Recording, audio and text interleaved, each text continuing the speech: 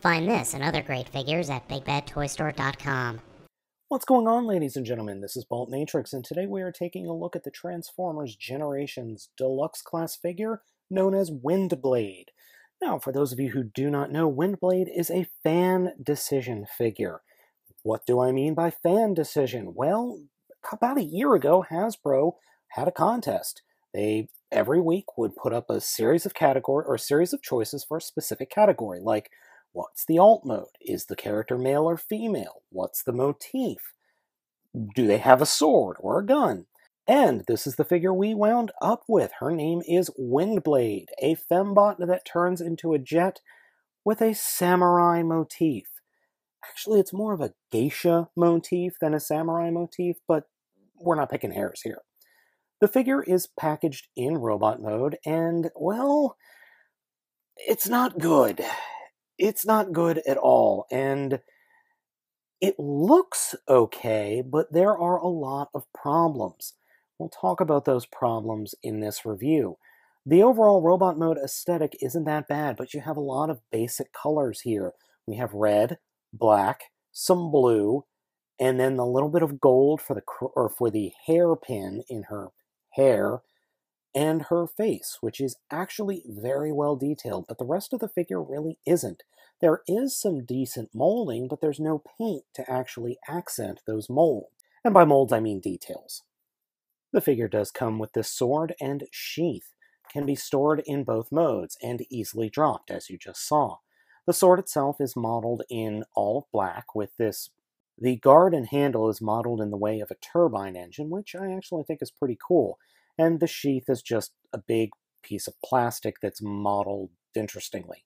I would love to take a Sharpie or a colored drafter's pen and color in these panel lines.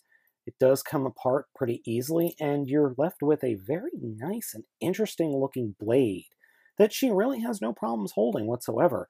It's this purple blade that starts off dark purple at the guard and gets lighter as it goes up and fades into clear. I get what they're going for, more of an Energon sword look, and I think they nailed it, but I would have preferred just having purple straight through. As you can see, no problems whatsoever holding it. She can also hold her scabbard, or sheath, or whatever you want to call it. It's really a scabbard. She can hold it with no problems using this guard, or this nub right here, and it can also be stored on her hips, or I should say her thighs, like so. I've tried putting it on her hip, in this little hip joint, but it doesn't really want to go, and when I can get it in, it pops right out. So yeah, I know that's a personal problem. You can also kind of shove it right into her front crotch as a holder. So there's that. Oh my. Probably the best thing about this figure is the sculpt of the head and the paint job of the head. It's very, very nice. The figure does not have any light piping, but I don't think it needs it. The red and blue, gold, and silver and black really mesh well here, and you get a very geisha-feeling look to it.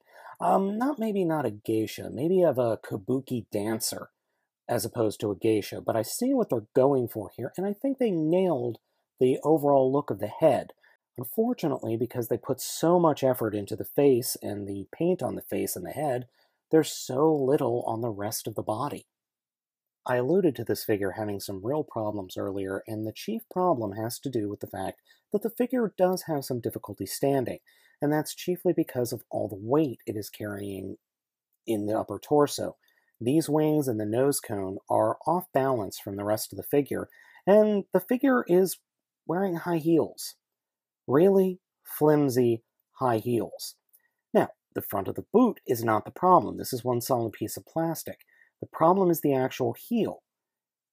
It moves forward far too easily. So you're moving it on a shelf and you accidentally move one of the heels, you go to stand it, and kerplop, right onto her back or onto her face.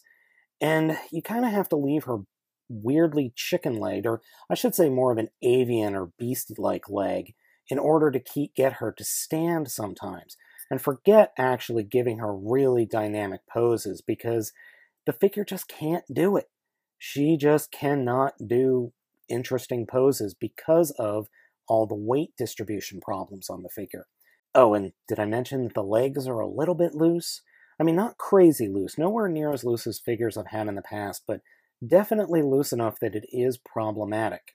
She's not a very well assembled figure either. I keep feeling and seeing little flakes of black plastic falling off whenever I'm transforming or picking the figure up.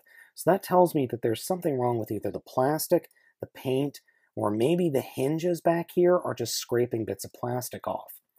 She's also supposed to be able to remove this back gold piece from her head to form kind of a comb, or to be held as a comb. Comb. Yes, that's right, as in a hair comb. I cannot get this gold piece off of her for the life of me, so instead of trying to break the figure, I'm just going to leave and let lie. You can position the wings and the turbines all the way on her back, but good luck getting her to stand, especially considering the heels have a tendency to collapse on their own when you do this. You can get her to stand. It's not particularly easy, and she looks real weird when you do. The other issue I have with the upper torso is because of the weight, or maybe just because of the way the figure is assembled, her shoulders have a tendency to pop out of their sockets very easily. Far too easily. Windblade's transformation is rather interesting. It's by no means easy, but it's not hard either, and it's a lot different than I thought it was going to be. To start off with, we're going to take the nose cone and just kind of flip that up off the back of the figure, and then take the hips and turn them 180. Lift the shins away from what were the front of the legs. Take the heels and rotate them 180 degrees, but flip them, the heels, or what were the high heels, flip out, while the little tail fins flip towards the inner leg. And then the heels will collapse and fold up against the back of the legs. And then the tail fin bits will come together and join together. Now for the front of the vehicle mode, take the arms, fold the shoulder pads down, and then grab the arms and split them open like that.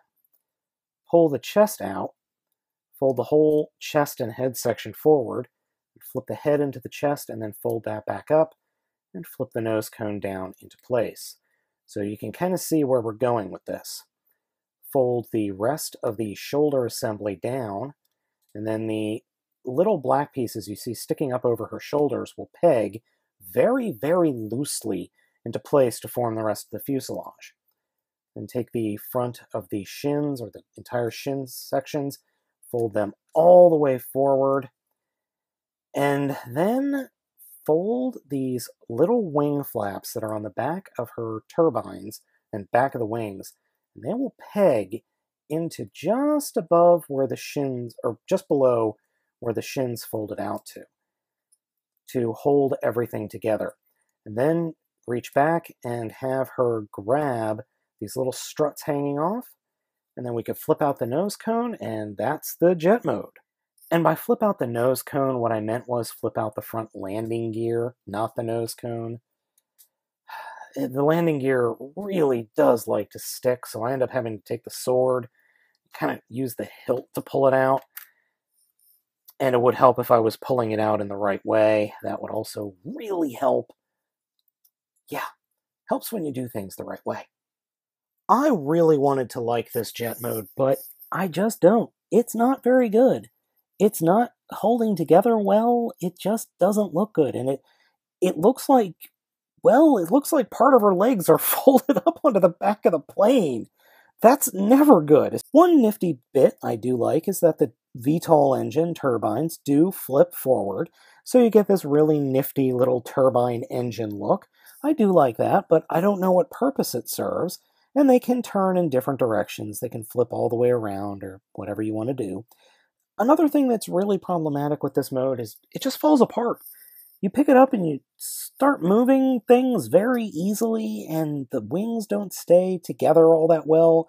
These bits, or these parts that plug into the fuselage that are in front of the wings, snap off very easily. If it held together well and there was some other way to hide the legs here, it would actually be a really fantastic mode, but it's just not. Now, in the jet mode, you can store the sword in scabbard. There's a large hole at the bottom that the front of the scabbard plugs into, and it's supposed to be held fairly well. It's okay. It looks real weird.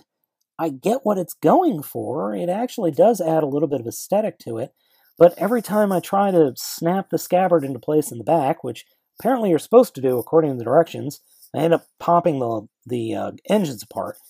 I mean, it's not bad. It just looks like a plane with a big chunk of stuff hanging off the bottom. But it doesn't interfere with the posability of the plane or with the way the plane sits on the shelf, so I'm okay with that, and it, for the most part, stays out of the way. Windblade is supposed to be a fan character, selected by fans and made for fans. In all honesty, it sounds or feels more like Hasbro just doesn't like us. They tried. I think they really did try, but the figure they gave us is not good. This is not a figure that I would recommend anybody purchase. It's not fun. If you do buy it, you really don't want to fiddle with it too much because it just kind of doesn't stay together all that well. It's not fun to transform. It's not fun to pose. It's okay to look at in the fact that there's a lot of nice paint app going on the head, but otherwise, it's not a figure I can honestly recommend to anybody. It really feels like Hasbro just kind of said, ho, fans, you will like this figure.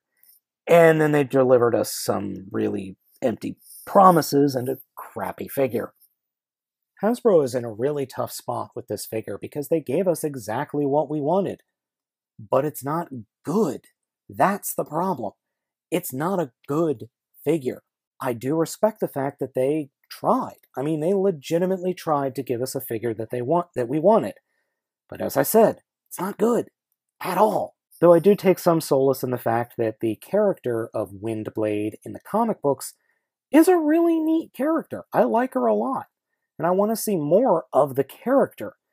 I just don't think they did her justice with this toy. So guys, I hope you enjoyed this video review. As always, like, comment, and subscribe. And as I always say, I'm baltmatrix, and I'll catch you next time.